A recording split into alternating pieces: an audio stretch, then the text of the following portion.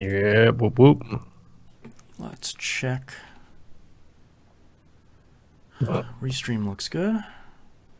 Mixer looks as good as it's gonna get.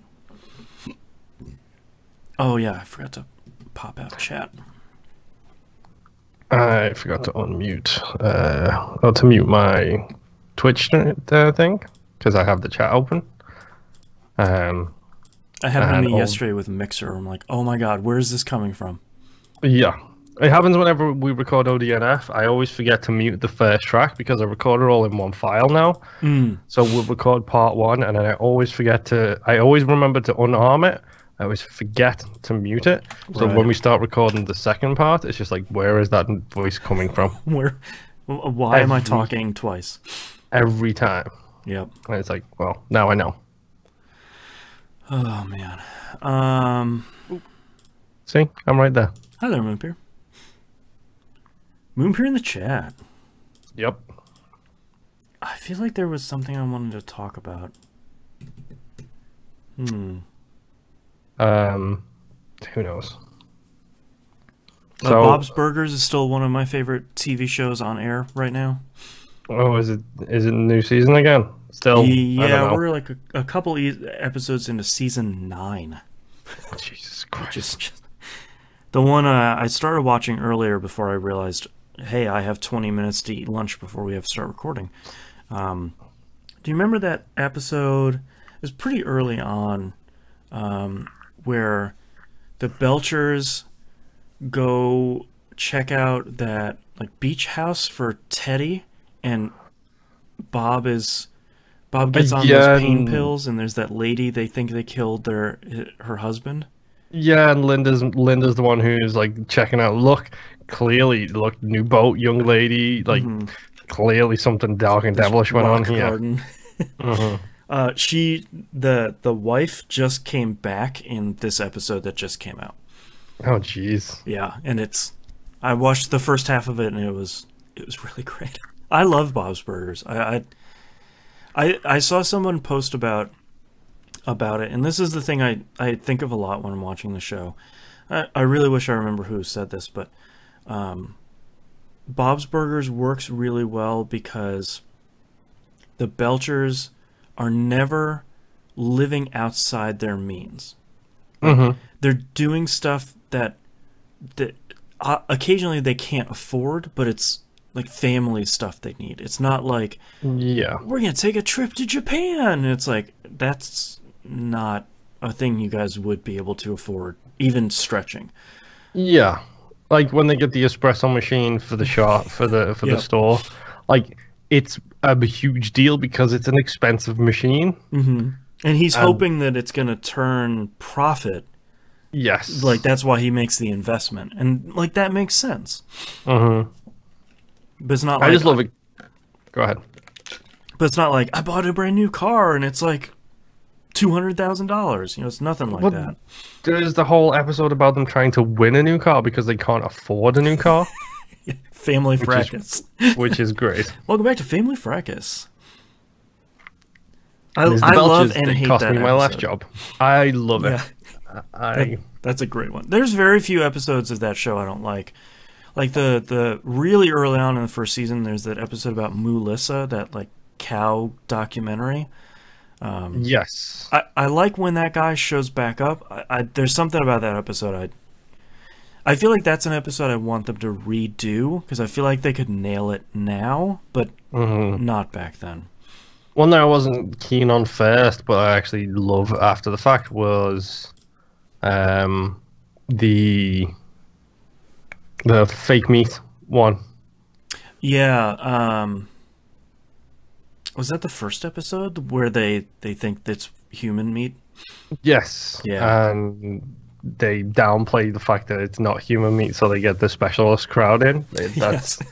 We're adventurous eaters.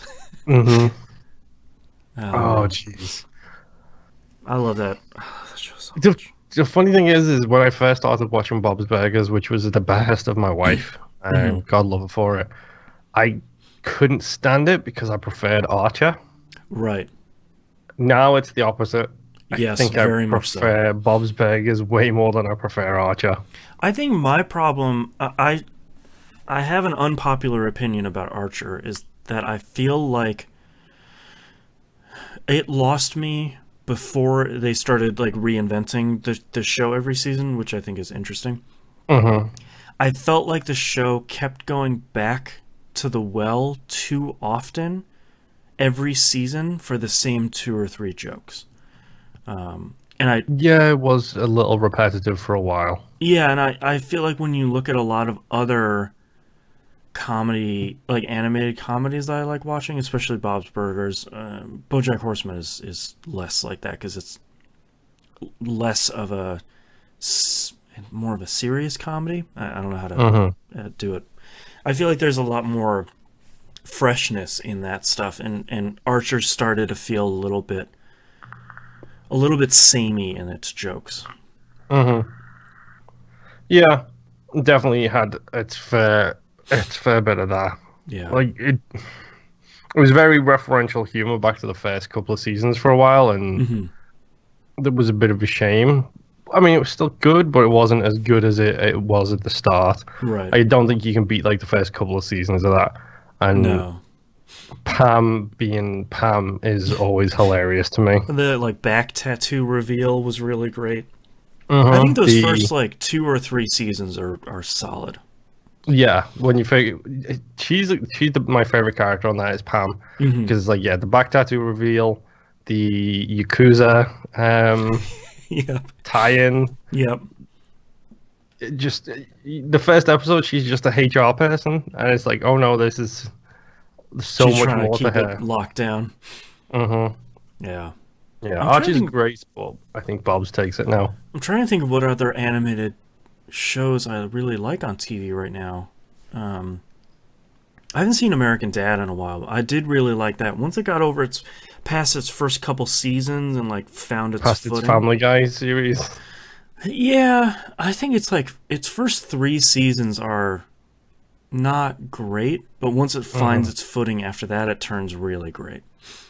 Well, it's like one of the reasons I love Bob's Burgers, and it's hard to replicate on other shows, is everybody is flawed and they love each other despite their flaws. Yeah, it feels very genuine. Like The Simpsons is a really good example of like everyone hates Bart because he's the kid with attitude, but everyone hates Lisa because she's the smart kid. Everyone hates Homer because he's lazy. Like they love him, they love the other characters, but they hate the flaws about them. Whereas Bob's Burgers is very much, I love you and your flaws make me love you more kind of thing. Right. Like, you're all terrible and I love you. Yeah. Like, everyone loving Tina just for being Tina is hilarious to me. Yeah. Oh, it's so good. Tina's so good. I was actually, speaking of Simpsons, I was excited for Matt Groening's Netflix show. Was it Disenchantment? I think it is. Yes. Man, I was really bummed out by that. Oh. I watched the first episode and I was like, this feels really long and this feels really unfunny, and it finished and I was like, that was a really long, like 60 minutes for a first episode, and it was 23 minutes. I was like, oh wow, I can't.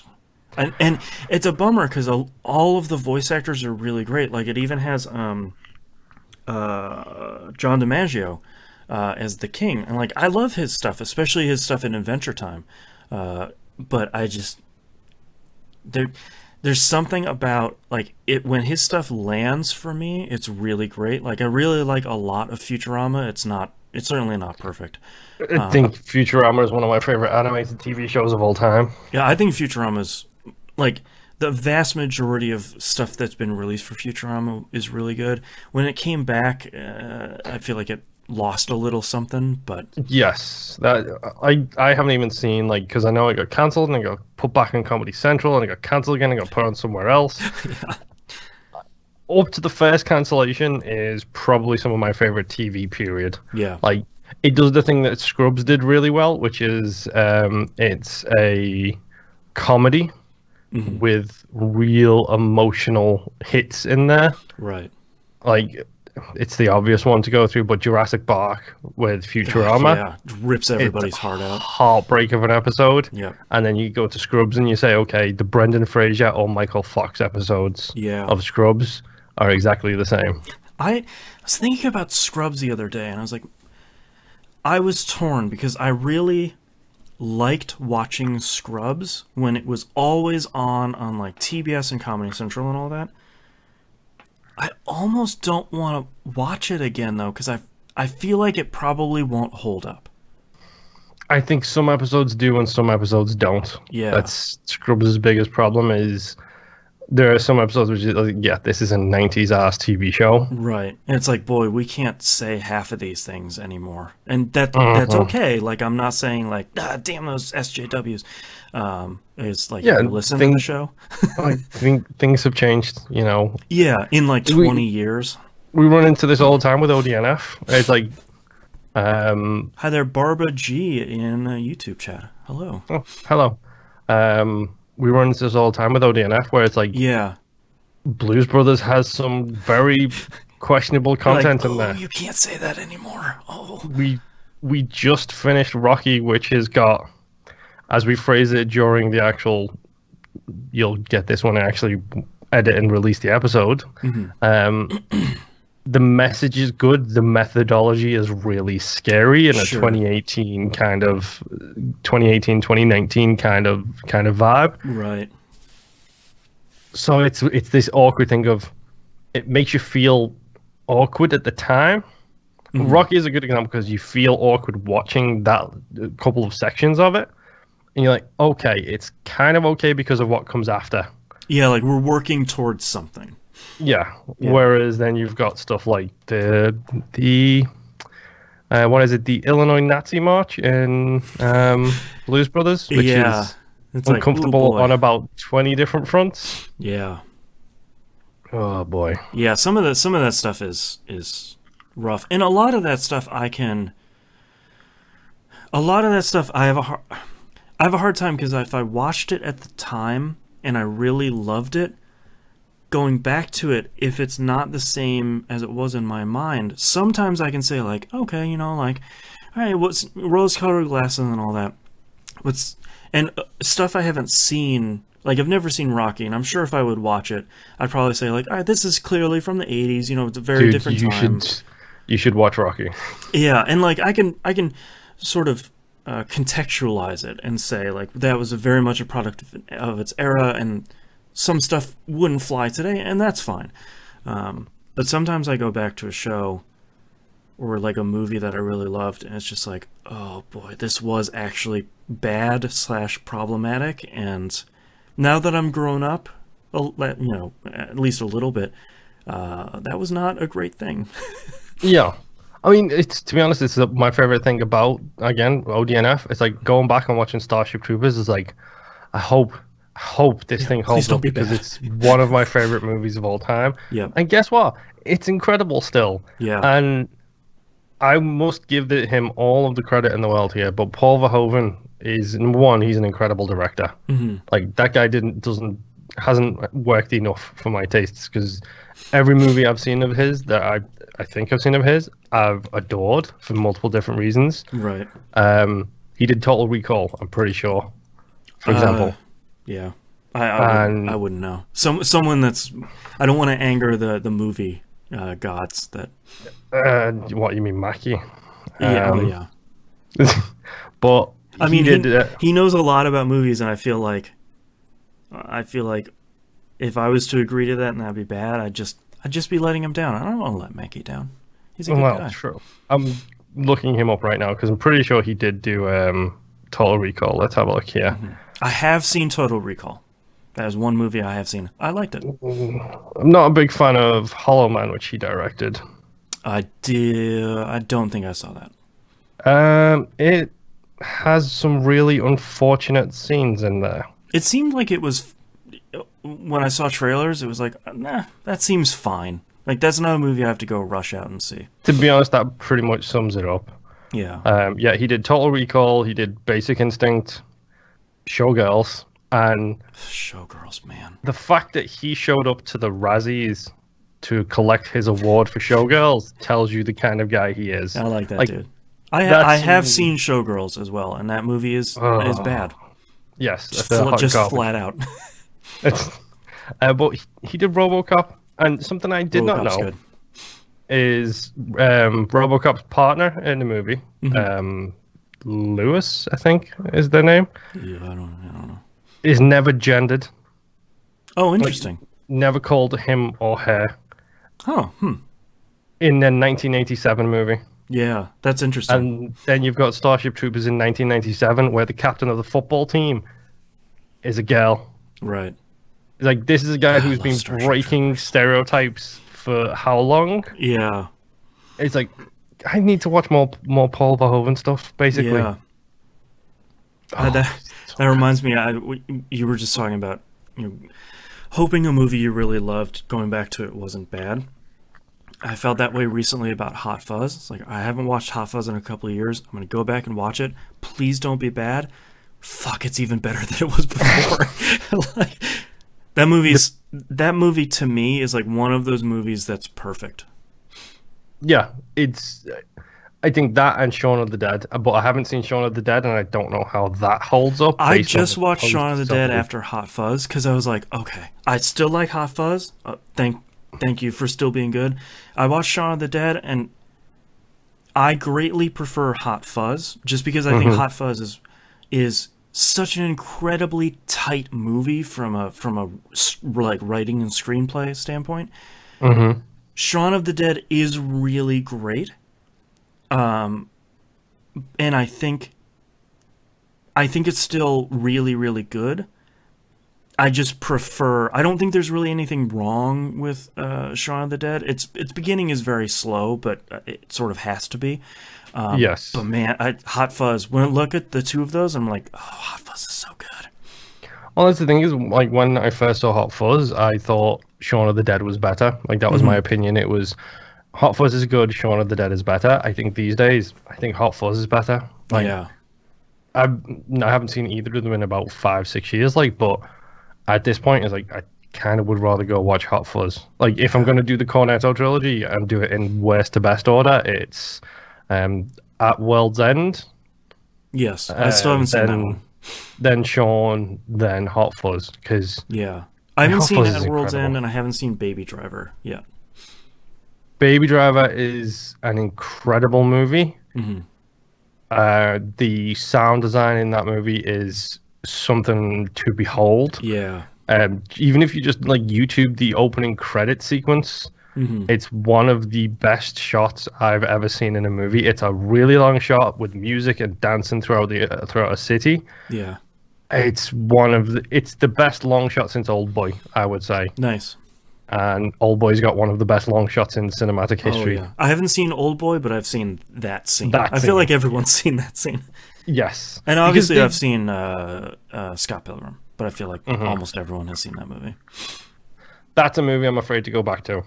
Yeah, I watched probably about the first hour of it a couple of months ago.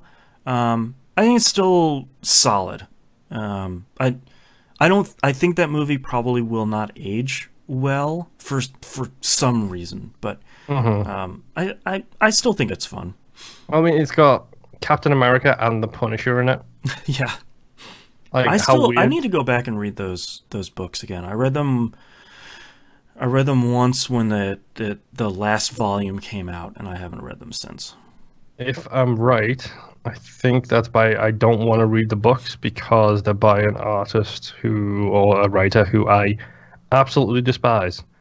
Oh, really? Brian Lee O'Malley? Oh, maybe it's not him. Yeah. I was going to say, like, I don't know. I to the best of my knowledge, he hasn't even really spoken to anyone. Okay, no, that's fine. That's fine. I will happily read those books. Who are you thinking of? I was thinking of Mark Millar. I think it's George Miller, the Mad Max guy, but Mark Millar, who is a complete D-bag. And what has he done? A bunch of comic book stuff. Yeah. Wanted, Kick-Ass, Kingsman.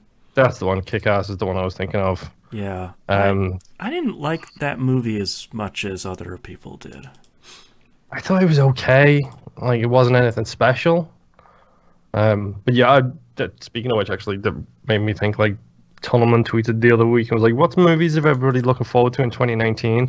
And I was like, here is 20 comic book movies. Yeah, so your list was all movies. like, here's all the comic book movies coming out. It's like, those are probably all going to be real good. Yeah. Especially after watching that Spider-Man Far From Home trailer. Yeah, watching that trailer, I was like, all right, shit, now I'm excited. Okay. Mm-hmm. Damn you, Tom Holland, for being a good Spider-Man. And it's not even that. It's like it's Zidania as well. Like, yeah, I will give her all the credit in the world because she knocked out the park in Homecoming. I still need to finish that. I'm like halfway through that. Then I saw Greatest Showman, and she's incredible in that too. Oh, because okay. I didn't know she's a former Disney kid. She's one of the right. that crowd. She was, yeah. So she could sing and she can dance, and she is incredible. And the fact that she did none of that in Homecoming and still stood out as one of the best pieces of that is incredible. Yeah. But anything with her in, I'm in now. Especially for example, lip sync battles. Oh yes, we were talking about that yesterday about Tom Holland's because he did that with her on lip sync battles. It was those two. Oh, okay. I didn't realize she was. She went first, and then he went second. Right. And there's something really special about watching that clip and seeing her reacting to what Tom Holland is doing. Oh my god. It's hilarious. Oh, that's really good. Tom Holland is like the best thing to happen to Marvel in a long time, I think, because he's a really good Spider-Man. Yep. He gets away with being an English guy playing with an American accent, which is always good. I feel like he's a good Peter Parker as well. Yes. He is the first person I've felt where you don't have to clarify. Like, I think Andrew Garfield was an amazing Spider-Man, and I think Tobey Maguire was an amazing Peter Parker. Right. Really bad at the flip roles on that. Right. I think he's good at both. And if you've seen some of the stuff he's done, like the fact that they put Mark Ruffalo as his babysitter. Wait, no, it's not Mark Ruffalo. They put Benedict Cumberbatch as his babysitter for press conferences to make sure he doesn't spoil anything. That's really good. And Mark Ruffalo got Don Cheadle as his babysitter to make sure he doesn't spoil anything. That's really good. Did you see the tweet where it's like someone photoshopped like, oh, Tom Holland's done it again. He accidentally uploads the entire Avengers 4 movie he's to like, Twitter. It took me a minute to say like, shit, did I do that? Like really stressing him out, and he's like a tiny little kid. It's so hilarious. And seeing him do charity work for people where he like goes and does like the Make-A-Wish stuff. Yeah. I don't know if you've seen it, but there's the one where he's like meeting a really sick kid. He's like, so, you know, what would make you happy? Do you want to see me do a flip? And the kid's like, yeah, sure. And then Tom Holland runs down this hallway in a hospital and flips right in front of this kid's door. And it's That's like, great. Okay. Real life superhero. Coming from a guy that can't do a flip. This guy.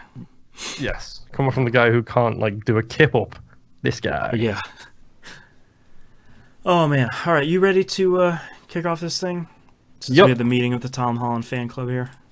Oh, he's so good. He is really good. All right, let's get started in 3, 2, 1. Welcome back to another episode of That Video Game Podcast. I'm your under the weather and completely tired host, Boston, and joining me is also completely tired co-host, Moonpear. Hello. I don't think we have any news stories here at the beginning, so let's get started with what you've been playing. Okay, so first thing I've been playing is Iconoclasts. Yes. Did a full stream of that. Go check out the archives. Listen to the Game Club episode coming up soon / already out. I don't even know anymore. I forgot to mention the thing we literally recorded yesterday. Yep, that's why I pitched the ball back to you, so we can get there. Yeah, there's a brand new episode of TVGP's Game Club for Iconoclasts out. This is probably one of our longest ones. It clocked in at over an hour. We had some thoughts. We disagreed on this game a lot in really different ways, and I think that turned out really, really well. Yes, definitely. Also, good evening, Coach Jamal. So there's that. ODNF is coming out soon as well, just as a general reminder. At the end of the month here. Yeah. My pen stopped working, which is great. Oh, man. I think that's all on that front. Yes. So what have I been playing? Let's start with game number 1 of 2. The Walking Dead: The New Frontier. Oh yeah. So,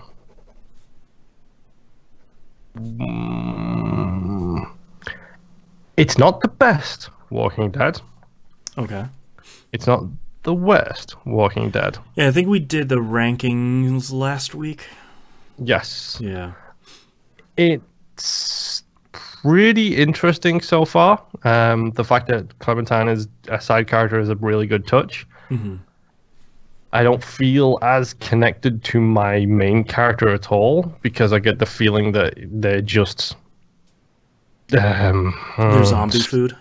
Yeah, there's zombie food stuffing to get through to the final episodes kind of like thing. in the last episode, you'll suddenly that person will die, and then Clementine will take over. Yeah, and like they've done a whole bunch of flashbacks of like Clementine's story since 2 to this point. Mm-hmm. It's the gut punches in this come from Clementine's story. Like they very rarely come from your main character's story, which is really an interesting way because you don't control Clementine, but you have this connection because of the previous games. Mm-hmm. So when she's talking about this backstory of like, here is the person you chose to end the second game with, who is now hanging from a rope in the way you'd expect them to in a zombie survival situation when they've given up all hope. Right.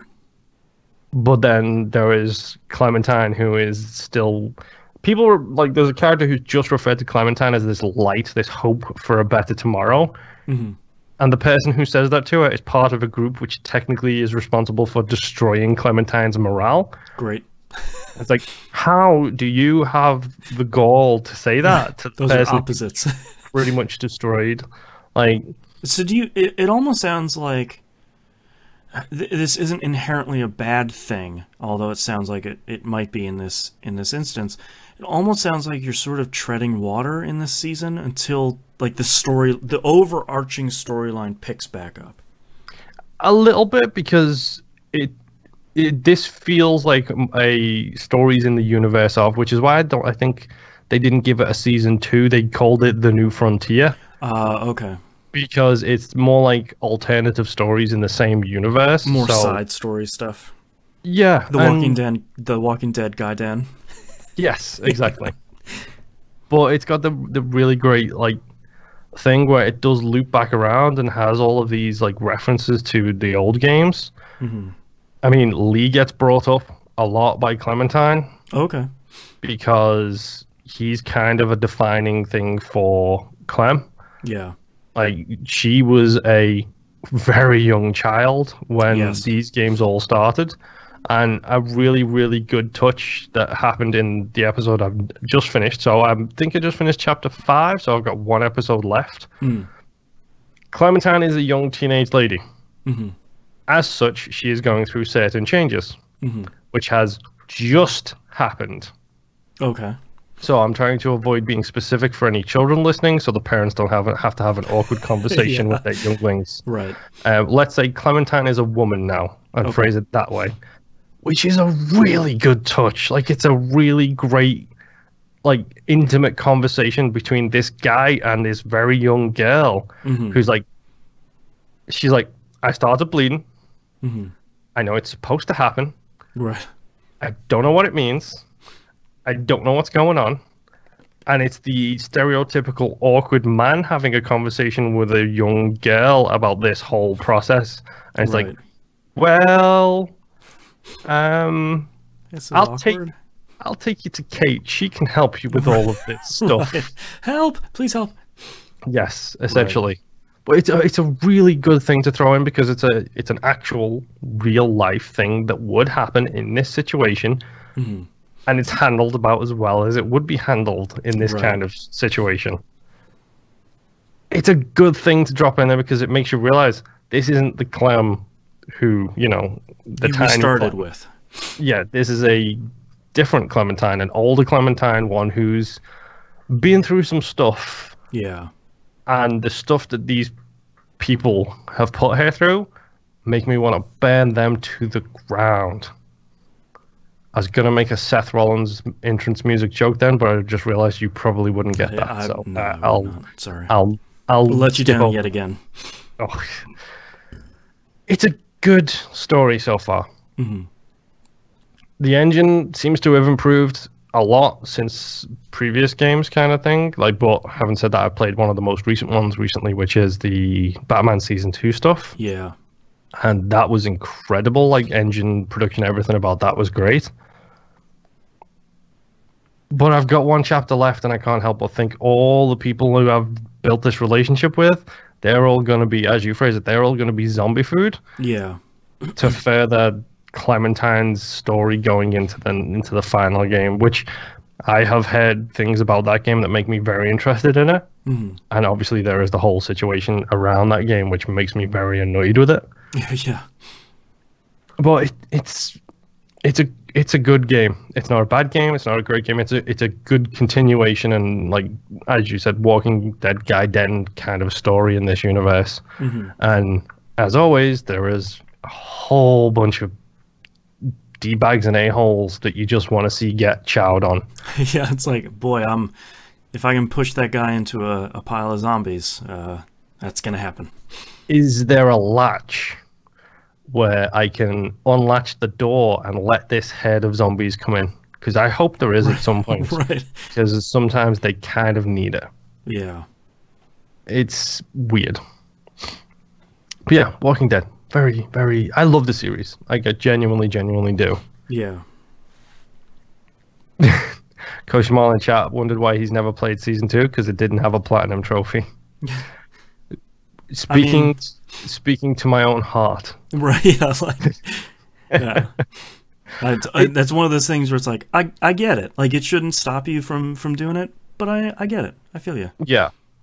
Season 2 is a rough one. Season 2 is very much a, let's try and make this better. Oh no, things have gone really, really bad. Oh no, Gary Whitta is not writing for it anymore. Whoops.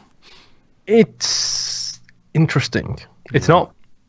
I would actually probably put that below the New Frontier so far, because at least in New Frontier, it's new faces, new relationships, new hurdles to overcome. Right. Whereas Season 2 in a good way and a bad way, it feels like a very much a, this is what happened in Season 1, let's kind of see how people are coping after that fact. And it goes both good and bad, depending on how you want to see it. And Season 2 kind of ends in a interesting way, depending on what happens. Oh, but yeah, Walking Dead. I like these series. I genuinely do. And my second and final game this week, spoiled by said Koshimal last week in chat. Thank you. Yakuza 0. I'm so excited to talk about Yakuza 0 with you. Okay, so here are a couple of random notes I have for this game. I have an inventory full of tissues. Yep, that sounds right.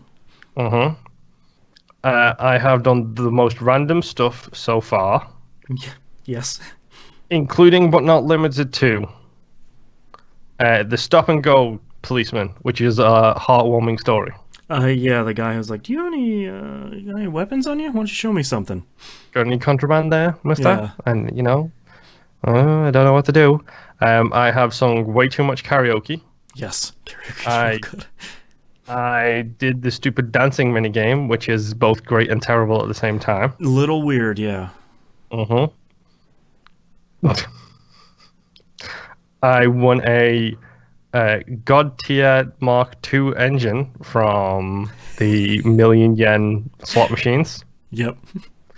I successfully defeated Mr. Shakedown. Oh, nice. I walked away with 12 million yen from that one, which was a... There we go. I found him sleeping in the park, right next to a save point. So I went in and I spent all of my money on upgrades, saved it, and then started a fight with him. Smart. I'm a thinker. Yeah. That's what I am. Yeah. Let's see, what else? Oh boy, I met up with a fake rock band who didn't actually know how to be a rock band. The 1950s greaser rock band. They are really good. That's a really good side quest. And before you know it, I was grossing the erasables and genning the props, which... Yep. That was the very first side quest I did, and the very first, I had no idea. It was my first Yakuza game, so like I had no idea that there were choices in the side quests. And they're like, all right, what's the term for when we set up these props? And it shows 3 words, and I'm like, oh no, I don't know any of this. I didn't either, and this is my first Yakuza game as well. So, oh boy. A good thing is, like, if you answer wrong in side quests, you just get a little bit worse tier of the item at the end. Okay. But if you answer them all perfectly, the item you get isn't overpowered. It's not like, oh, make sure you get everyone right, because then you'll have the strongest, like, it doesn't really matter. Yeah, it's not a game changer one way or the other. Yeah. I did unlock the slot cars recently, and I was like, this was yesterday, I was like, I think I'm going to do some laundry in real life. Right. 4 hours later, I'm still racing slot cars. I knew it would get you. I knew it. It just, the races are so fast, and it's like, okay, I screwed up on that 3rd turn. I was going a little too fast. If I change out this part to the other one, I think I can get it. No. It's a puzzle game. It's not even a racing game. It's a puzzle game. What build can you build to get through this course and still win? So, God, it's so good. It's ridiculous is what it is. I have messed around with claw machines and got a red squirrel for the little girl. That's a cool side quest. That's the only one I've done for that one so far. Okay. So I'm sure there'll be more toys grabbing for her. Yeah. I did get 2 separate 2-for-1 specials on the claw machine. Oh, wow. So twice now I have grabbed 2 prizes at once. Look at you. I have clipped the both of them because I am a claw machine god. Clearly. Yes. Technically I had a perfect run because the claw machines I think have 9 prizes in. And in 3 insertions of money, I got that entire claw machine empty. Oh, jeez. So, claw machines are my jam. Clearly, I can tell. I mean, jeez. What else? I bumped into the kid who wanted the game, who spent all of his money to get the game, who was stolen by the thug. The Dragon Quest storyline? Yes, who was beat down by a grown-up guy who was beat down by a Yakuza, which turns out is the kid's dad. And who was just trying to get the game for him anyway? Yep. These side quests are all really good. They're all insane. The best part, too, is you can't miss any of them. When you beat the game, it dumps you back in the open world, and they're just all available. Yes, this is something which I'm very grateful. A friend of the show, Tooth, sent me a message on Twitter. It was like, just so you know, because people know how I play. At the end of the game, you can go back and get 100%. You don't have to worry about any of that goodness. Yeah, they give you, like, when you finish the game, they give you like a clear save, and you can basically start back from that point, and it just dumps you back in the open world. And then you can switch between the 2 open worlds at will.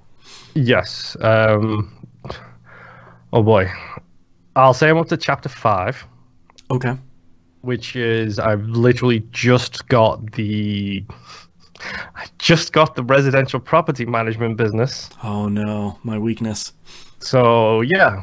Oh, I forgot to mention I've also done batting cages, bowling, darts, pool. Batting cages and bowling, I thought both were pretty fun. They are. The batting cages feels a little bit difficult for me right now. Yeah.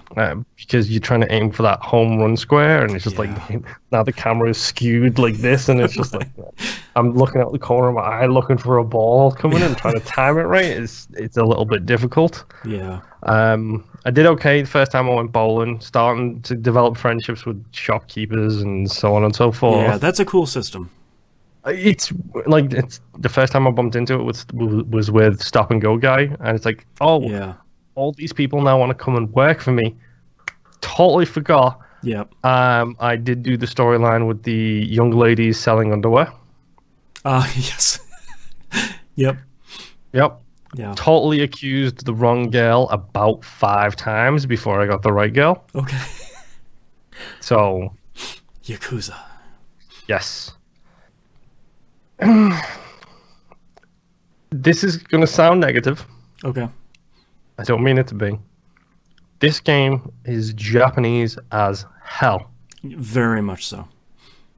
It's very steeped in Japanese culture, traditions, that kind of stuff as well. But also just as a game, it's so Japanese. It's just weird. It's Space Channel 5 kind of weird. Yeah, like it's just, and part of why I love these games is that the main storyline is so serious. It's this very serious Yakuza drama with families and patriarchs and the Tojo clan and like all this stuff. And then you're trying to win a UFO catcher squirrel for a little girl, and then you're like secretly, well, you probably haven't gotten to that quest, so I won't spoil it, but like you're setting up for like a commercial for this guy because he's like, hey, do you want to help me be a producer for the day? And it's like, yeah, sure, why not? Yep. And then you run into the pervert who's running around town in just of his boxes. Oh god, yeah, he shows up a lot in that game. And then there's the other guy who is similarly inclined, who wears like a biker's outfit and just does the gyration like John Travolta from Saturday Night Fever kind of. Yeah. Oh yeah. Yeah, he's wiggling. Yes. Yeah. Talking about how real men do it 5 times before they even, break a sweat. It's so weird. Oh, then there's the not unfortunate. There is the more adult side of Japan here as well. Yeah. We already discussed the young lady selling underwear. There's a reason I'm not going deeper into that because that just makes me feel awkward. There is and I had to do it because of exactly what it says on the actual thing itself. I did it for the trophy. Yep. And also, like, it's one of those things where you see and it's like very clearly like an adult video store, and it's like, I can't go in there. Oh, I can go in there? Okay, well, I'll probably just talk to someone. What does he want me to do? Oh, I can watch stuff? They're not going to show me anything. Oh, God. Okay, they're showing me something. And, like, it's obviously not explicit, but it's sort of like, I can go really far into this, in, like, a lot of these shops. And a lot of them are like, I'm going to get fried chicken. I'm going to go watch an adult video. And I was like, the what? Yep. Or the one I recently unlocked is I'm going to be on the telephone. Yeah, oh god. The intro to that telephone thing when he like rips there's the very opening, it's not as explicit as you think, but like there's an animation when you start the thing where he like picks up the receiver. It's one of my favorite animations in that whole game. Is it? I'm assuming because right now I am Kazuya. Kiryu. Okay, right now I'm Kiryu, so this is the first time I've bumped into it. So okay, I've unlocked that particular aspect. I haven't done any of that side of things yet. So is it a similar seriousness to the same way he does everything else in the stupid hyper serious way? It's like, I will win with this car. It very much is, but you're trying to be super serious and flirt with a woman on the phone while you're picking. Like the game. Oh, I saw the mini game description where it's like spin your stick around and hold it and then let go. So and like pick these words that are floating in this word bubble, but his voice actor is so good and so serious that like him trying to flirt is just, it's over the top. Is it similar to him trying to sing? Yes, very much so. God, that karaoke stuff is so good. Let's just talk about how Judgment is probably one of the best songs ever released and one of the best videos ever made. Yep. Just that transition between him like stone-faced singing and then suddenly he's on a stage and there's pyrotechnics. It's just like, God, I love Yakuza. I also kind of like the second song, which is the sad song, and it's just him bemoaning over a photo of the orphanage where he grew up. Yes. like, okay. Oh my God. Sure. Yakuza. And then you got the part where it's a female lead singer, so you're just clapping along and doing weird shouts and stuff.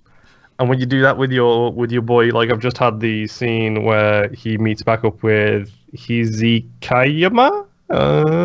His friend. Yeah, his Yakuza brother. Yeah. And they do karaoke together, and then while you're chanting along to Egg Han, you actually start chanting his name while you're doing it, which is dumb and terrible and amazing all at the same time. Oh, Nishikiyama. There you go. Yeah, that guy. I had to pull up a character list because I'm like, I know what he looks like. He has the long hair and he has a purple coat, but yeah, he looks Yakuza through and through. Yeah. What's this? This game is insane.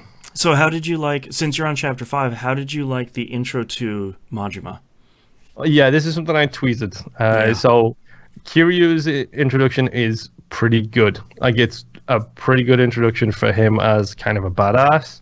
I especially like the fact that, like, after he's done the pre-game beatdown on that guy, like, and he's walking away, he does a little shoe flip to, like, flip the guy's leg out of his way or something. Yeah, he's just like, I'm done with you. Perfect little touch. Yep. What is it, Majima? Yeah, Goro Majima. Yeah, he probably has, and I think I tweeted this, it might be one of my favorite character introductions of all time. Oh, yes, absolutely.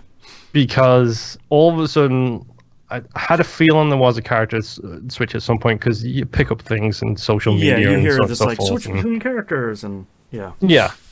And then when it switched to that, I was like, I'm pretty sure one of these guys is the bad guy from Yakuza 1. But I'm not sure if it's Kiryu or Majima. So I was like, okay, odds are it's Majima based on his introduction. But yeah, he's the manager for a hostess club, and he's turned it into a really positive hostess club. And I think the way I described it on Twitter was it's the most impressive caged animal introduction I've ever seen. Where you do, like, Mass Effect is a good example. You meet up with Grunt in Mass Effect 2, and he's just seconds away from punching you in the face at all times, and like tossing you into the dark void of space.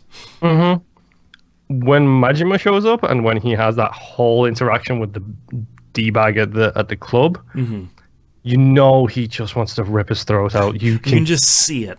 Like, it's not even like his voice acting is fine, so you can't tell from his voice that he's doing it. It's the animations on the actual facial features. Yeah, because like his voice acting, he's being very pleasant. Where it's like, I'm running a business and I can't just kill these guys. I gotta be cool. Yeah, like, and it's just little things, like little twitches of the eyes, like when he's getting champagne poured over his face. Yeah, and he's just got this tiny little twitch, and you're just like, oh no, he's gonna snap. Kill this dude. At some point, he is going to snap. Yeah, and then this guy is going to be dead. And then the whole combat sequence where you just spend your time dodging the guy, because it's like the heat attacks when you're dodging him, and he's just like, "Here, would you like a hot towel?" Right. That's one of my favorite things. He just like keeps handing him nice stuff. Yeah. It's such a good intro sequence. Like. Yeah. I mean, it looks great. It's animated fantastically. The graphics in the game look incredible. Really good. The cutscenes specifically are above and beyond, like, a lot of stuff. Runs super smooth, 60 frames too. But yeah, Majima's kind of scary. Yeah. Have you gotten? So you have the real estate stuff for Kiryu. Have you gotten the corresponding stuff for Majima? I don't think so yet. It's a very big. Like how the real estate stuff is big in Kiryu's world, like it's a big storyline focus. Majima has one as well, and I'm guessing it's something to do with stealing hostesses from other clubs and bringing them back to yours. That's part of it, yeah. Yeah. But I mean, the story is good. It's a little bit cliche in places, but the story is relatively good. It's really well told. I'm very interested in the fact that there's I love the fact that there's two different stories. There is this guy wants to be a Yakuza and he's being kicked out of the Yakuza, but he wants to get back in. And this other story is this guy who's trying to do right by his father figure, who gets kicked out by his own choice, and now introduces a second and third party into the whole schemings of the real estate company trying to buy up this empty lot and so on and so forth. Right. God, the empty lot scheming is so good.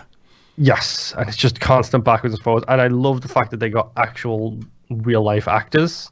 Yes. To be like most of the main characters, like the 3-head Yakuza guys, like the 3 lieutenants. Yeah, I was just looking at Kuze, the guy with the gravelly voice. He's my favorite one because it's like, I have seen him in so many movies. It's like, yeah, I know your face. Wait, I know your face too. Wait, I know your face too. That also happened in Yakuza 6 with I don't remember. Oh, Beat Takeshi, where it's like, oh, that's Beat Takeshi. He's just in this game. For what I understand, there's a whole bunch of or New Japan Pro wrestlers in 6 as well. Yes, I didn't realize until someone had brought it up. There's the I don't remember what they call themselves, but there's like a gang of tough guys that's taken over all the non-Yakuza gangs in that area, and they sort of all lined up, and I was like, these all look really specific. Like I feel like they didn't make them up. And I go look and I was like, oh, those are all wrestlers. Okay, like all of them. Yeah. Oh, I don't know where it's hard to put into words how great, and I don't know why Yakuza 0 is.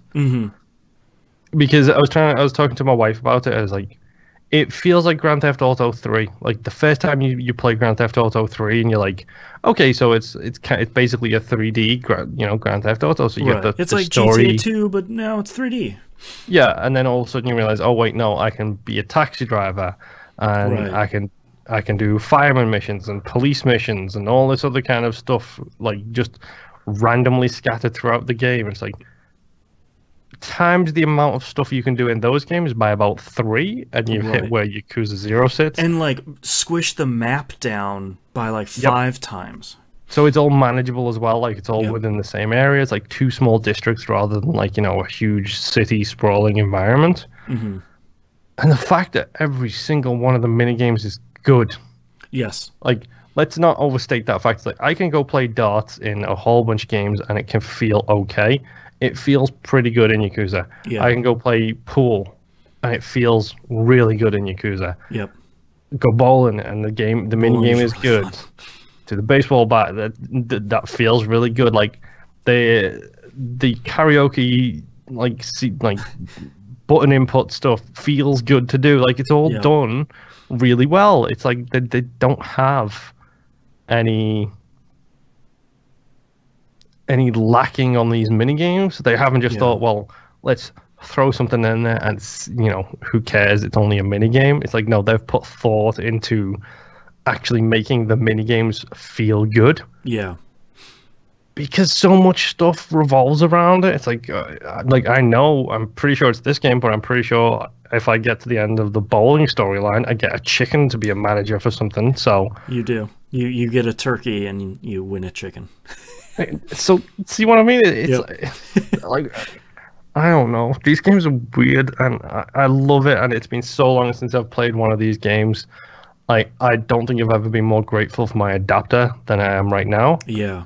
Because I've probably put about, like, 30 hours into Yakuza 0 this week alone.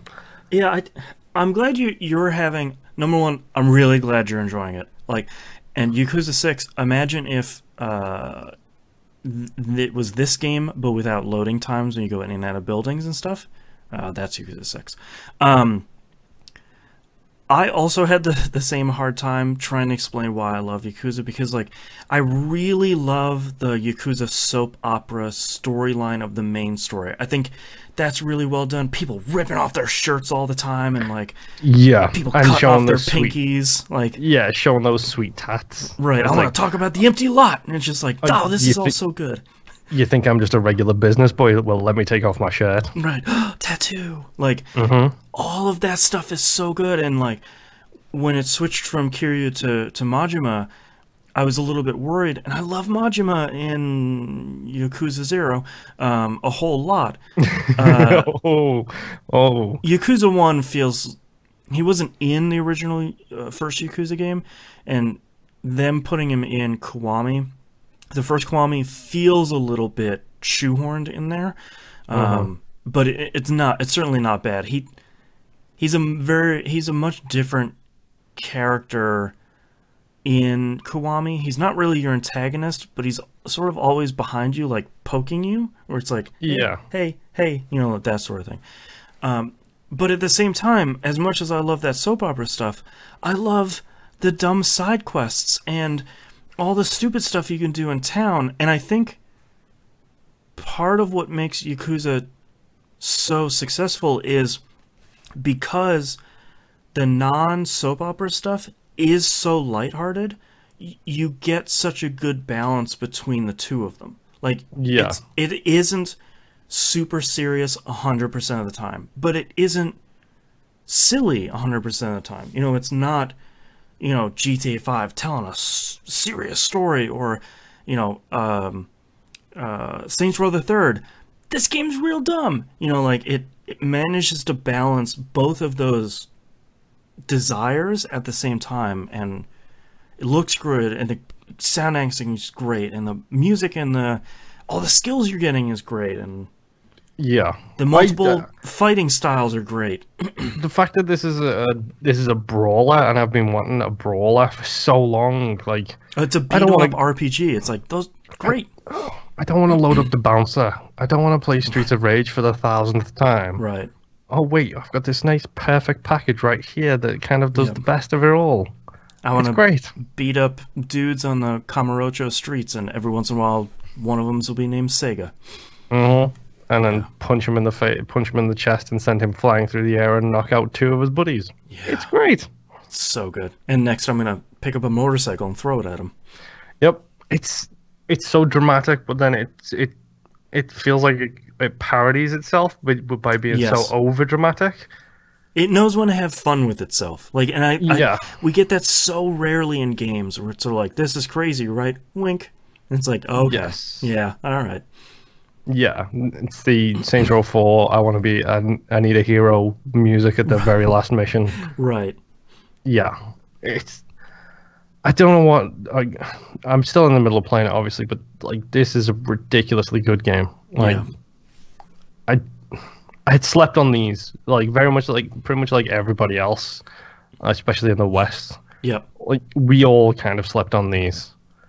And then, I mean, was it Kiwami that they released that kind of hit it, or was it 5 when people were like, wait, these may be good? For America, it was 0. Like, 5 came out and it was good, and like 4 came out and it was fine. But when 0 came out, it was like the the right place and the right time for that series. And I think, like you and I are running into, I think most people, Sega did something marketing in that game, and it's like, this is the perfect place to start. And I was like, okay, let's dive in. It's like, oh no, these are all really good. Yep, and I've only got another 8 more games to play now. Yeah. So, Kiwami's 1, 2, and then I know they're doing 3, 4, and 5, I believe. Yeah, they're not remaking those, because those were PS3 games. They're just doing, like, putting it up to 1080p and calling it a day, which is good. Yeah, then I've got 6, and I've got the Fist of the North Star version as well. Yep, and don't forget Judgment, which is also from their company. Is that multi-platform, or is that PS exclusive again? You know, I don't know. I don't know enough, because I don't. It just got announced for the US.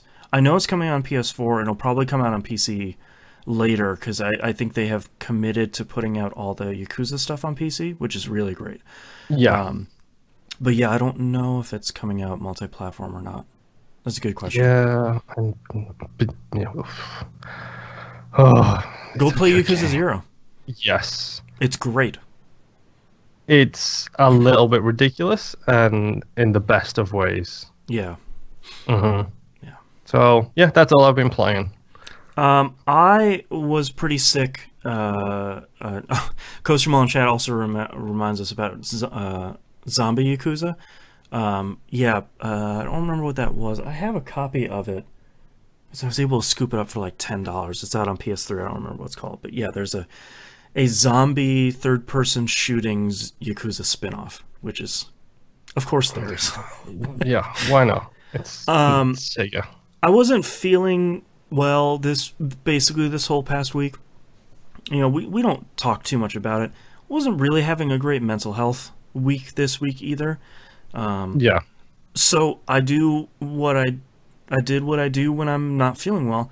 I Played a lot Symphony of of roguelikes. Yeah. So I played a ton of Crypt of the NecroDancer. If you're not listening to We Roguelike It, we're playing Crypt of the NecroDancer right now. We're doing the show, Moon and I, so obviously we're partial. I really like the show. Not super long episodes, sort of bite-sized stuff.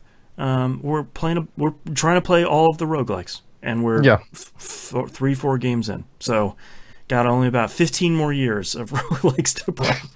The game list is what, like 99, 100 and something long? We have finished a couple of games, and I added, I think, 2 or 3, so I think we're back up to like 95. Yep. Yeah. So get in now while it's starting. I did play a little bit of Binding of Isaac Afterbirth, plus the Forgotten update is out on PS4 now, and Switch. I have not been playing a lot of it because once it lands on Xbox, then Moon and I will have the conversation about how we bring back the Binding of Moonpear. So I'm trying not to like, all right, let's unlock the Forgotten and let's do all this other stuff. Yeah. But I have been playing a little bit, just like, loading up my old save and hitting random and see what I get. 2 things that I thought were interesting. One is I picked up a key that had like electrical sparks on it. And those are called charged keys. And when you pick one of those up, it fills up your spacebar item, your active item. Interesting. I was like, okay, that's cool. And I was looking through the trophies, and a lot of them are like, beat Hush. It's like, oh, okay. Like, I already did that. Yeah, like 1,000 times. Yeah, like beat Delirium with Apollyon. It's like, I'll do that eventually. Like, I'll just fill out everybody's post-it notes again. One of them was do a run where you do 3 victory laps in one run. Yeah, I saw you tweet the trophy for this, and I believe that it was never again. Oh my god, never again. So for anyone that hasn't played Binding of Isaac, you get to a point, you beat a couple floors, you beat a couple bosses, you can pick one of 2 items, the Polaroid or the negative. Polaroid basically goes up, and negative goes down. You have to pick the negative, beat the lamb, and it'll say, do you want to do a victory lap? And if you pick yes, you start another run with most of your items. It'll remove a couple of them, and you start back at the first floor again. So you have to do that 3 times. I was doing really well until the very last run. For some reason, when I picked victory lap, it spawned me as the lost. And thankfully I had dead cat, so I had 9 lives, but like it took me 6 of those lives to get from the first floor all the way down to the lamb. So had it not done that, probably would have been a lot better, but yeah, never again until I have to do it on the other 2 save file, save slots on that save file. But yep. And last but not least, I finished Marvel's Spider-Man, 2018's Marvel's Spider-Mans. Okay, now that you've finished this game, yes, I'm assuming it would have cracked your top 10. It would have been in my top 10, yes. Higher or lower than Odyssey? Lower. Ooh, interesting. So, I was really worried when... So we were talking last week about like, boy, I bet I'm like right at the end of Act 2. I had like one short mission where it's like, whoops, everything went wrong. Act 2 is done. Yep. As we always do on this show. It's like, I bet I'm real close. 5 minutes. Okay. Yeah. I initially wasn't a big... The way that they sell the storyline change from Act 2 to the beginning of Act 3, I was really worried that they had pulled something like Deus Ex Mankind Divided, the second one, where suddenly the open world changes in a very material way. That didn't really happen. There's a couple more snipers in the world now, but that's really about it. Yeah. I was initially really worried. Things look a bit worse as well. Yeah, and I wasn't as crazy about the city looking worse, but when you finish the game, you go back to normal Manhattan, so that's fine. I just wrote flying enemies. Seriously? Yep. The Silver Sable, jetpack troopers, whatever they are. Did not need worst enemies in the game. Yeah, it's not a game where you're fighting enemies in the air. Those units really suck to fight against, and it made it a little bit easier when I got the skill upgrade to when you do a perfect dodge against handgun or rifle owners, you can just hit triangle, zip to them, and knock them out in one hit. Yep. That made that a lot easier, but yeah. I have a whole bunch of like stream of consciousness notes here, so I'm just going to go through them. Oh, knock yourself out. Spectrogram stuff. I really liked both the spectrogram, spectrometer stuff, and the build a tube. You know, the other puzzle thing. Mm-hmm. I kept having the spectrograph stuff bug out, where I would screw up a puzzle because, you know, like you're putting all these pieces together, and at some point you're like, I just start back over. I have really made this so bad. Yeah. I would hit the button to start back over, like to clear the board, and it would say, "Oh, are you sure?" And I'd click yes, and then it would go, "Success completed." And I was like, sorry?" And that happened once I hit Act 3. That happened on every one of those puzzles. See, I honestly think this is DLC related because, from what I understand, the main game itself polished to all kinds of shininess. Yep. And basically, it seems like with each DLC that they've incorporated into the game, they have added more and more bugs. Yeah. And are struggling with getting them buttoned up and fixed. And that's okay, because like this is really the only bug I've run into. I haven't really run into any other issues other than that. I haven't started the DLC yet. We'll talk about it here in a minute, but yeah, it definitely seems like it's one of those beneficial bugs where it's like, okay, you know, like I would have liked to have figured that puzzle out, but that's fine. I'll take the two research tokens and I'll move on my way. Yeah. The facial animations, I feel like as the game continued, the facial animations got way better. Like Dr. Octavius, his stuff, especially in Act 3, was really great. The reason why I wrote this note down is Silver Sable at some point. Of course, like, every villain is going to work with Spider-Man at some point because we have a common enemy. I'm not spoiling anything here in Act 3, to be clear for anyone, because that would not be great. There's a really great part where she's sort of like fighting with herself, and she sort of purses her lips, and her lips flatten out into a line. It's like, man, we don't see facial animations like this in games very often, but when it happens and they do it right, like, man, it makes such a difference.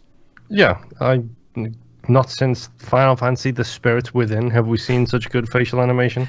I died. That's a spoiler. I really loved. It's just like something happened, and I have like 3 of the gasping, surprised emojis there. But it's was that the hospital scene? Yes, some of that stuff that happens with a lot of the characters. Yes.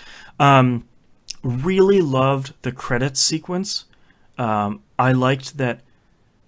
It's another thing we don't see in games, where you get this super big, like bombastic, stylish credit sequence where, you know, Spider-Man's silhouette and these big, bold colors and character silhouettes. The movie style credits. Yeah, and I thought that was really cool. Like, the rest of the credits is obviously like 20 minutes of white text on a black screen, but you know, I really liked that, and I wrote, in typical Marvel fashion, the game has 3 different endings, where it's sort of like, all right, here's our ending, and then credits, there's more, and then, oh, credits, I bet that's the end. Oh, no, there's more credits! You know, like, it's... I liked that. To remember the order of these ones, I'm pretty sure the last one was the Miles one. That's the middle one. Okay, what's the last one then? The last one is I don't think there's a way I could say that without a character goes into the secret room. Oh, yep, I know. That's the very last one. The container chamber? Yeah. That one. I don't want to spoil any of the stuff beyond that, but yeah, that's the hidden room at the penthouse chamber. Yeah, I don't want to say more. But okay. Yeah, like that's one of those scenes felt great in a very Marvel cinematic universe way, where it's sort of like, all right, yeah, we've got a quick thing where it's like, guess what happens in the next game? These three things, like, and here's a bunch of references comic book fans would like, probably, but I don't know what they are, so all right. The Miles one is my favorite one. Like, out of that conversation is really great. Yeah, I'm going through some changes. Well, I mean, it's the Clementine conversation we talked about earlier all over again. Yep. So I have two. Here are my two problems with the game. Okay. One is, I think boss fights by and large were good. There was one that I really hated, which was the Rhino. Miles. He's Rhino, and who was he with? I think it's Shocker with Rhino. No, it was Scorpion. A Vulture. It was Scorpion. It's Shocker, Scorpion, and then Rhino, Scorpion. That fight was really frustrating, largely because one of my problems with this game, and there's probably no elegant way to get around it, is it's hard to tell how far along you are in boss battles. Because you're going through the, he's going to attack, and you're going to dodge for a while, and you're going to interact with something, or you're going to web them to the ground, and that's when you can do your attack phase, and you sort of rinse and repeat. But by the time you're on, like, the 5th or 6th time you're through that sequence, I always feel like, oh no, am I not doing damage? Like, have I run into a problem where I'm not actually doing the right thing, or am I bugged out or something? And you do like 1 or 2 more phases and you beat him, and it's like, okay. Yeah, that happened to me a lot in the first Shocker fight in the bank. Yes. I was like, what am I doing wrong? Am I doing the right thing? Oh no, I am. Yeah. Okay. I think the inelegant solution of that is putting a health bar on the screen, but that seems to go against the ethos of that game, that style of the game, where it's like you don't really want that. That was really evident in the final boss battle, because they're trying to stretch it out, because they're telling story alongside the final boss battle, and they're doing a lot of stuff, and it's a really cool fight where you're taking advantage of a lot of stuff you've learned, but at the same time it's sort of like, okay, cool, like I'm ready for this to be over. Like, I know there's going to be a second phase to this fight where we do something different, and I had that problem in that phase too. And I think, I wish there was a different way they were doing that, or at least sticking to the rule of 3s, because that's when that feels really great.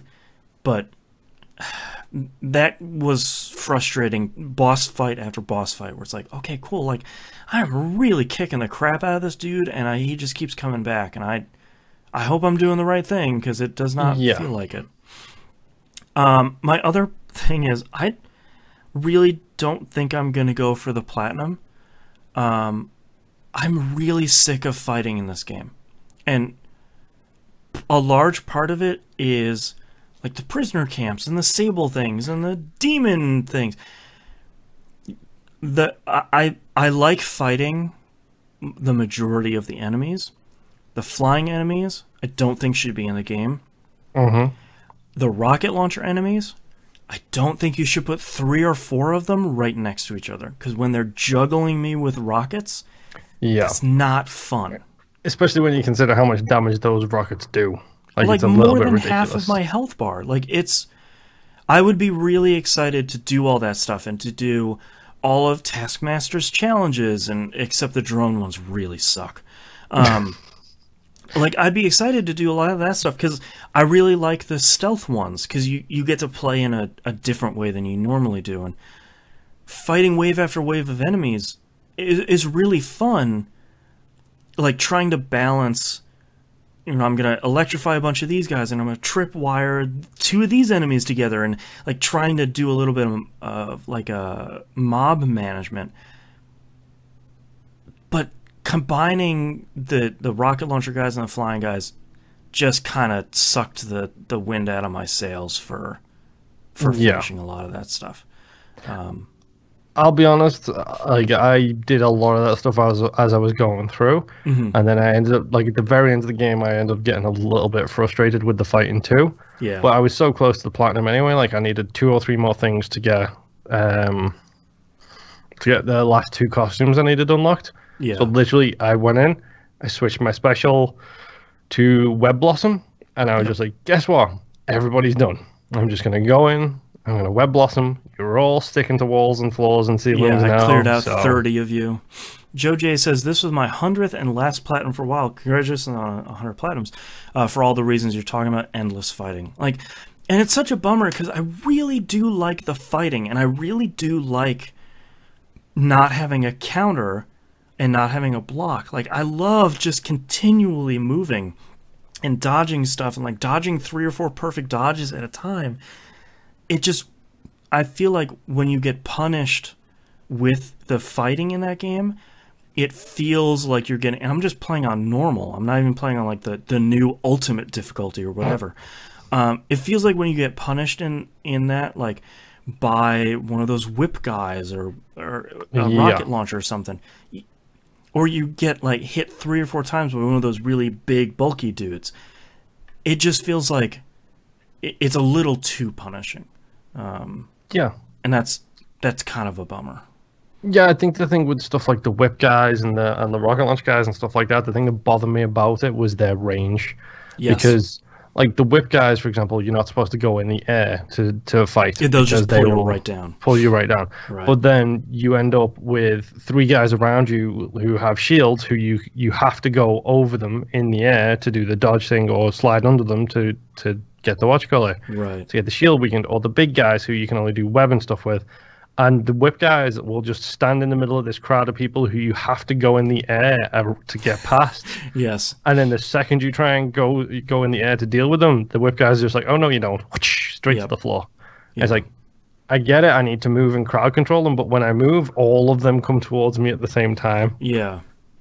So then it just becomes a case of, right there's Web Blossom, see ya. Yeah, and I use Web Blossom a lot because there's all the other ones were fine, but Web Blossom is just so strong when you can just hit L3 and R3 in the middle of a pack and be like, all right, that whole wave is done. We're moving on.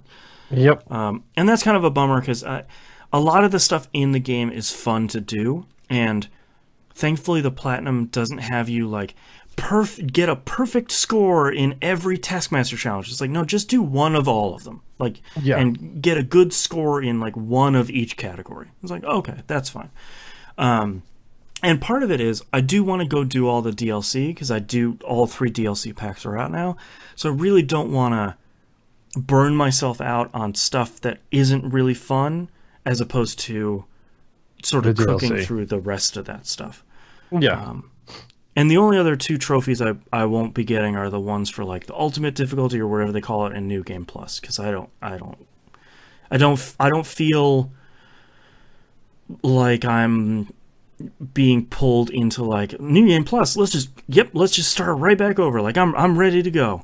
New Game Plus and Ultimate is not necessary for the Platinum because they're additional stuff. No, yeah, that's true. But unlike Horizon Zero Dawn, where there was like a super hard difficulty and a New Game Plus, I'm like 2 more playthroughs. Hell yeah, let's get down to it. You know, like I don't feel that pull from Spider-Man, no pun intended, to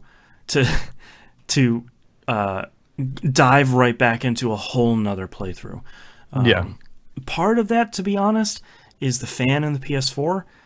The jet engine while you're playing that game. I'm tired of hearing it. Like, it wasn't as bad in God of War, because that would only really happen when I was like talking to Sindri. Like, for some reason, it's like, look at your inventory. Like, that was I don't know why that was the case, but with Spider-Man, it's pretty constant, and That's the only game that does it that I'm playing right now, and I'm tired of it. I love the PS4. I'm tired. Fix the hardware, please. But yeah, I'm excited to dive into the DLC stuff and kind of chew through that stuff. I get the impression it's not super long. Spider-Man by itself wasn't super long, which was a breath of fresh open world air. Yep. But in a world of Red Dead and Assassin's Creed Odyssey. Yeah, I'm done with open world games for a little bit. I feel like between this and Odyssey, like you were saying, like I need to take a break, which is great because Kingdom Hearts 3 is coming out soon, which probably isn't an open world game, but God, who knows? It probably no, but come on, have you played the other Kingdom Hearts? It's like a level-based open world game. Yeah. You know that by now. But like tiny little levels. Resident Evil comes out as well soon. Like that's true. 2 days away. Yeah, I would probably pick that up if I didn't have a child watching me and be like, "Ooh, that's a zombie's insides." Okay. You was. Yeah, I am also a big chicken. Like the your child is a convenient excuse. It really is for the rest of my life. Oh, I got a kid. No. Also, I am a stay-at-home. For anyone that wants to use that as a weapon, I am a stay-at-home dad. Don't come at me. But that's all I've been playing this week. So let's take a break. Coastermall says the God of War Limited Edition PS4 is dead silent. I love it. So that was the case for my PS4 Pro as soon as I got it, and it's just gotten worse as time goes on. It's probably dirty, but like also the disk drive doesn't work. I have to like tap on the top of it to get discs to load, which is a real bummer for Kingdom Hearts coming out soon. Yeah, if you find a Kingdom Hearts video, by the way, let me know. So I did watch one. It was like a Eurogamer put out one that was like 25 minutes. It was fine, but part of my problem is the person who was narrating it got too cute about it. Where it's like they're talking about like a really serious storyline thing, and then they say like, "Oh, are they sure this is in a Disney game?" It's like, oh my God, I get it. We've been talking about this for 20 years. They're not Disney games. Like, and it's like they tried to get too cute with like, they had 3 timelines. It's like the past stuff, and then like the present stuff. Like Sora's storyline is the present stuff. Past stuff is like the Key game and Birth by Sleep. And then the other like 7 games are the current. And then there's like a little bit of time travel stuff, which I remembered a little bit about, but was sort of fuzzy on. And they call that the timey-wimey timeline. I was like, stop. Please. Don't make a Doctor Who reference. Yeah, don't stop making Doctor Who references in general. But like, just call it the time travel storyline. Like, you're doing so great, and then you make this. And the hard part I'm having is, I figured, okay, it's Eurogamer. They do a lot of good stuff. They probably have really great. They're not going to get it wrong. They're going to have good production values. It was fine. And, like, that was one of the few story... I either see, like, there are 3 levels of storyline recaps. 3 minutes in storyline, you know, Kingdom Hearts storyline. I don't want that. A 30-minute one from Eurogamer. That was fine. Yeah. 5.5 hours of Kingdom Hearts storyline recaps. It's like, I don't want that. I could just watch all the cutscenes in that. Yeah. That one. Like, ugh. It's tough. And I know, like, everyone's suggestion is like, well, just go play through them again. It's like, cool. I don't have 40 hours. They're all really good. Like, every one of them is good in a different way. I don't have the time. I have 9 days. Judgment is PlayStation 4 exclusive, by the way. Shit. Not surprising, but disappointing. As far as I know, Sony does not have any money in that. Why? It's Sega. Like, that's 100% Sega being like, yep, the Xbox does not exist. And it's like, we're doing what we know. Exactly.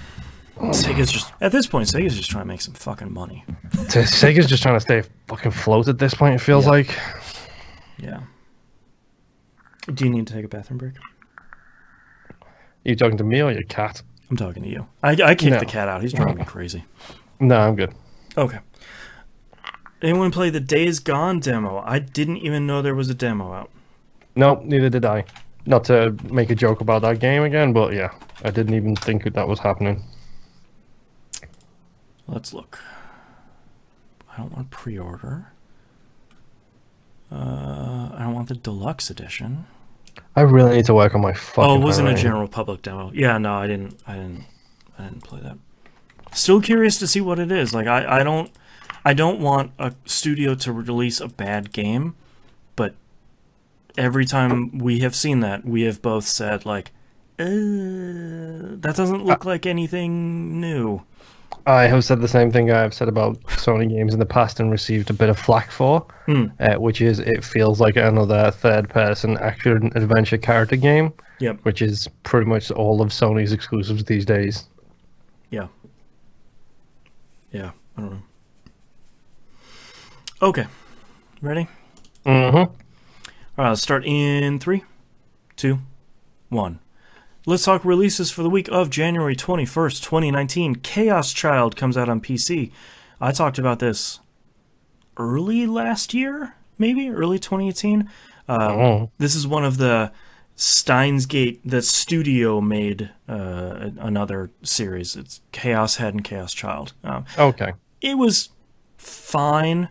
I think Steins Gate is probably where I'd recommend people starting, though. Life is Strange 2 Episode 2 comes out. I'm not going to list out the platforms today. It just comes out on everything. Yep. Resident Evil 2, the remake, comes out on PC, PS4, and Xbox One. Have you seen what tofu looks like? No. It is an HD tofu in an HD environment. It's with like that little hat and the knife. It's really great. It's really great. God, Resident Evil 2 is so good. really want to pick this up, but I got 2 wisdom teeth coming out in 3 days, so I think I'll wait. Yeah, once you're all recovered from that. Recovered and paid up. Yeah. I really hope that this remake is good, because Resident Evil 2 was a really great game, and I feel like if they bring it to a modern platform and don't mess with it too much, it could probably be really good. From what I understand, I can't remember who said this, but the analogy works out really well. Like Dead Space was based on the guys who made Dead Space have admitted that they wanted to make a game which was kind of like Resident Evil, but they didn't want to be constrained by not being able to move and shoot at the same time. Right. So Dead Space was inspired by RE2. Except more you can move and shoot, whereas I've had this thing described as a game that feels inspired by Dead Space, so it's a remake but inspired by Dead Space, like controls and feel. So it's like the Uncharted Tomb Raider Uncharted chart. Exactly. That sentence in itself makes me super interested in this game. Yeah, Coach Jamal in chat says the demo was so good. I was interested in the demo till I saw it was just like play it for half an hour and then the demo's done. Like, that's fine, but I would rather just play the full release at that point. Wander Song comes out on PS4. I think it's on most other platforms at this point. If not on the Xbox, I think it's coming out there eventually too. This is a game I'm really excited to play. It's an indie platformer puzzle thing that's sort of focused on music. It got really great reviews when it came out on Switch, so I'm pretty excited about that. And last but not least, Slay the Spire comes out of early access on PC. This is the roguelike? Yeah, the card-based tree climbing roguelike. Apparently it's like Dead Cells we were mentioning earlier, pretty much done a year ago, and they've just kind of continued to add content to it and sort of refine it, and now it's done. So I hear really great things about it, and it is on the We Roguelike It list, so we'll get to it sometime between now and 2050. So all right, let's move on to news stories. I missed a news story the other day. I don't know how this happened, but Ubisoft has announced that The Division 2 will no longer be launching on Steam and will be launching on the Epic Games Store as opposed to Steam. I Well, we all know how that happened. Money, money, money, Yes. money. Yeah, In the words of Ted DiBiase, everybody's got a price. Yeah, and I think, to me, this is one of those, like a lot of, like Hades, came out only on Epic Game Store, and before it would have been like, it's out on Steam, and here's like front page splash, they made Bastion and Transistor and the other one, Pyre. But man, taking it down from 30%, 12%, especially for a big company like Ubisoft. Yep. That is, I feel like I feel like a large publisher like Ubisoft caring about a platform says a lot. Yeah, and I'll be honest, it wouldn't surprise me if on top of that percentage that that Epic have said to them, here is a check with 8 zeros on it. Right. Make it exclusive for our platform. Sure. And if Ubisoft have got the chance to turn around and say, well, there's 25% of the development cost of this game already recouped in this check. Right. Thanks, Fortnite. Then, right. What have they got to lose? They're still going to get it on Xbox. They're still going to get it on PlayStation. It's just going to be limited to one store on the PC, which, by all rights, has a higher connection ratio with users than Steam does, because guess what? Everyone plays Fortnite. Yep. Well, and it's also safe to assume that this will be on the Uplay store or whatever it's called now. But it's just outside of that ecosystem. It's not on Steam, which I feel like is a fairly large thing. Because I think The Division 2 is a pretty hotly anticipated game for quite a few reasons. Yes. Speaking of Fortnite, Netflix put out an interesting report. It's a recent earnings report. They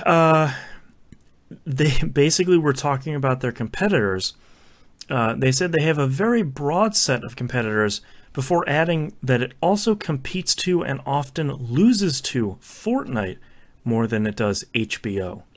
Yep. That's really interesting. I didn't realize that Fortnite has 200 million registered users. And around Christmas hit 8.3 million concurrent players. Yep. So I don't think this is too surprising. Obviously, Fortnite is massive. And the interesting thing is a non-video game company coming out and saying, like, HBO and, all these other streaming services are really, really just, these are our big competitors. And Fortnite, not a movie and TV streaming service. Well, I think the big thing is like Netflix has skewed young from its inception. Right. Like, especially since they started going all in on the streaming side of things, like my parents-in-law have Netflix accounts because we have a family account that they are on. Oh, right. They don't use that, though. They will watch their cable subscriptions, sports channels, whatever movies on Showtime or whatever the channels TBS, are called. Yeah. Like, they will watch that stuff because that's what they know. Whereas I think people our generation, we are cable cutters by nature. Yeah. My wife and I are actually going to get rid of our cable here pretty soon. We just don't watch it. We don't have cable because we don't see the expense being necessary. Why pay $100 a month for TV you're not there to watch? Exactly. So because we don't have cable, we have Netflix, we have HBO Go, we've got a couple of the different services and stuff, but we watch Netflix. Like that's our channel kind of thing. We do too. I think the thing with Netflix have known is they've got us. They've maybe got us all the way down to maybe 15 and 16-year-olds at this point. Like, from us downwards to that age is probably going to be a Netflix kind of person. Right. Anyone below that is probably watching streamers playing Fortnite because that's what they like to do with their time. All they do is play Fortnite. It's this generation's Call of Duty player. This generation's Madden player. Coaster Mall brings up a good point. YouTube as well. YouTube has started pairing with some movie companies to have movies appearing for free with ads on YouTube, and that has been wildly successful. Yep. But I think the other thing too that's really interesting is I was reading about a month or two ago. I was reading some guy was playing. His kid invited him to play with, his kid and his friends Fortnite, and the thing that I don't think I realized is that Fortnite isn't necessarily. Some people that are playing it aren't necessarily in it to win. Like, they're not there to play a match and win and, like, let's try and, get chicken dinner and all that. They're more in it that it's a hangout spot. And they're also playing games, but, like, they're talking about stuff and they're listening to music and they're doing all this other stuff. And I don't think that I had realized that for our generation, that would have been like, we're going to the mall after school and we're going to hang out there for 3 hours because we have nothing else to do. Maybe your generation over there, oldie boy. 2 years apart. For me, it was Xbox Live Party was my thing. Like, sure, that was. I think that's what this is. This is the evolution of the party system on the consoles. Yeah, and it's just like, it's just a hangout and shooting the poops spot. It's just. And they're playing Fortnite every once in a while, and if they win, cool. If they don't, cool. Like, they're hanging out with their friends. And I thought that was really interesting, and that's a side of Fortnite that, because I don't play it, that I thought that was really interesting. Well, not everybody can win. You've got to have the scrubs down there getting shot in the face over and over again. Yeah, that's me. Yeah. Yeah, me too. Like, you were 98th place, and I was like, cool, great. Every time I play PUBG, every time. Yeah, I would play more of Fortnite if I could get the uninterrupted time, but not PUBG. That's just too serious. Whenever I play PUBG, I die faster than the people who are idle and get dropped off at the airplane at the very last moment. I die quicker than those people. That's how bad I am at PUBG. Perfect. That sounds right for this show. Yeah. And the last news story here, Forza Horizon 4 axes the Carlton and Floss dances because of the lawsuits that are pending in progress against Epic. Mostly wanted to bring this up because I really like the Carlton showing up in games, cough cough Destiny 1.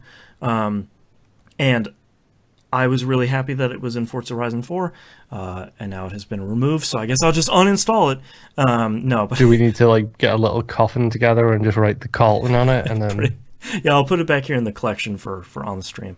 But I realize we haven't really talked about these lawsuits, and I'm going to take the unpopular standpoint that I support the Carlton lawsuit, don't necessarily support the Floss lawsuit because it's very muddy about who created that dance, and it's not the Floss kid. But when you look at Donald Faison, like we were talking about Scrubs in the pre-show, he has that poison dance that I think is the default dance in that is in Fortnite, yes. I think it's the default dance in Fortnite. And he created that on the show, and it's very clearly side by side. Oh yeah, that's the same dance. Obviously, the Carlton was created by the guy that I can't remember the name of, but I sort of support these because Fortnite is a pretty big thing, and not at the very least crediting the creator of this stuff. No, none of this credit and stuff. No. Yeah. They don't even do it. They don't even credit. Like, that's the worst part. Yeah, as far as I'm concerned, dances, just like anything else, is intellectual property. And if you think just because some other company takes it and then skyrockets it to a level of awareness that you probably wouldn't have done by yourself, right? It's #for exposure is never an excuse. Yeah, exactly. It's never a reason to do anything. If they wanted to put those dances in, they reach out to those people and they drop them a line and say, "Yo, I'm going to give you 2 cents for every a flat fee, 2 cents for every copy." Yep. Like, dead simple. And the thing that really bothered me was people are like, yeah, but why didn't he sue Bungie when it was in Destiny 1? It's like, here's a 3 million player game. Here's a 200 million player game, where the 200 million player game is making tens or hundreds of millions of dollars a month off of this game. It's a little different. And it's not even just that, it's also about the level of exposure that thing gets. Absolutely. Like, me and you, like, when we saw the Carlton was in Forza Horizon 4, we pointed it out to each other and we made sure you were aware, so it's something you could aim for because we know you love that dance. I think the Carlton is great. As someone who was watching Fresh Prince growing up at the time, the Carlton is great. Like, the biggest difference there is me saying that to you is not a kid on the floor of Congress flossing. Right. That level of public knowledge and public absorption is a whole different ballgame. Maybe the dude doesn't like video games, and maybe he just happened to be cruising through his YouTube channel one day and he saw somebody doing the floss dance after like a little highlight reel Fortnite clip or something. He's like, wait, that's the floss. And this next person's just done the Carlton. That's my dance. Wait a minute. What's this Fortnite thing? Why am I seeing this on my YouTube? Or one of his friends saw kids doing it because they play Fortnite. Yeah. They send it to his attention. He figures out what Fortnite is, and then all of a sudden, there's a lawsuit going on. It could just literally be a case of he wasn't aware that was in these things because it doesn't have the reach that these things do. Right. Which is not an excuse for them to say, well, we let the whole world know about your dance. Like, that's great. How much money do you make a minute? For the dance itself. It's like, come on. It's like, how much money do you make again, please? Billions. So, yeah. As much as I hate the where's my slice of this pie discussion, right? Like, lawsuit happiness. Yeah. Where is his slice of that pie? And I can respect Donald Faison seeing the Poison dance in Fortnite and being like, I don't care. Like, they're making money, whatever, I don't care. I respect that. It's his prerogative to do it. Yeah, and I respect the lawsuit over the Carlton. I respect both of those equally, because if he would have said, like, the Carlton's in there, like, yeah, that's funny, I don't really care, that would have been fine, too. But it's going to be tricky. But I realized we hadn't talked about that yet, and I'm sad it's not there. And I'm going to have to do some other dumb dance on a mountaintop in Forza Horizon 4. Yeah, this is where precedents get built, though. They start here, they make their way up to the Supreme Court, and then the corporations win, and then these people are out a whole bunch of money. Yep. Ta-da. Let's talk about questions here. T-Bomb Rocks hits us up in Discord about another news story here this week. With the canceling of the single-player Star Wars game, we find out... there was some single-player Star Wars game canceled by some EA studio this week. It's surprising news for some, but I think when Moon and I were talking about news stories in pre-show, we were like, yeah, okay, that happened. Again. The only reason these games get attention is because they have the word Star Wars in. Yeah. Like, if it didn't have the word Star Wars in, nobody would care. Yeah. We found out that also EA won't let BioWare work on KOTOR 3. We're still getting the Respawn Star Wars game, at least. Why do you think EA is having such issues using the license? I don't think this is an accident, because Battlefront 2 Battlefront is still active. Yep. You want a game for when Episode 9 comes out. Boy, Battlefront 2 is it's down to only $20, and we put out a brand new piece of DLC. And to be honest, these things make big money on microtransactions. Yep. Like, you only ever hear about microtransactions if it's one of two things: if it's Fortnite, or if it's that Cliffy B game that he released, or if it's like a. Like, really exploitative loot boxes. Like, then you hear about, like, Battlefront 2. Yeah, but after that fact, like, when the game is, like, in up and running kind of thing, you only hear about them if they make billions or if they close down. Yep. My guess is, just like nobody seemed to ever understand what Ultimate Team was until all of a sudden it was in every single EA Sports game. And the reason you guys accounts for Ultimate Team packs. The reason you Americans didn't know what that was for the longest time is because it wasn't in your American sports games. Right. So that made EA billions for years before anybody in the States was paying attention to it. For like a decade. It was forever. Yeah. So my guess is Battlefront 2 is quietly in the background making millions, if just not printing billions, money. with that. And I hate to say it, but you talk Star Wars, you talk video game franchises, and I like EA. They can be one of the best developers out there when they want to be. I think that they have a